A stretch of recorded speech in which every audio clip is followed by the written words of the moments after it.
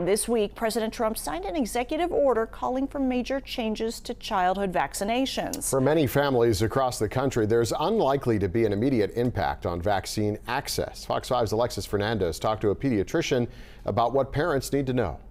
The president's executive order calls for scaling back the number of vaccinations children receive. The recommendations include routine vaccines from covering 17 or 18 diseases down to 11, while encouraging spacing out appointments and splitting the combined measles, mumps, and rubella shot into 3 separate injections. We used to give MMR vaccines separately as 3 separate shots. We don't anymore, and nobody makes it that way, at least not in this country.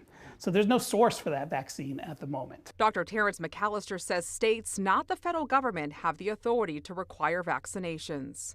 Our concern, though, with changes in the federal government's recommendations about vaccines is that insurance plans often determine which vaccines they'll cover based on which vaccines are recommended by the federal government. So although that hasn't happened yet, that's our concern, that changes in the federal recommendation for vaccines may affect coverage for these vaccines. It may make it harder for certain people to get the vaccines. He says with these changes causing confusion, it's important to talk to your doctor. And we believe that the vaccines are safe and effective according to the schedule that's recommended by the American Academy of Pediatrics. The other thing that I think is very important for everybody to take away from this is that talk to your pediatrician about it. If you have questions, the questions are valid, and concerns, and there's a lot of information out there. Your pediatrician is a trusted source for this, and we welcome those discussions. Alexis Fernandez, Fox 5 News, local Las Vegas.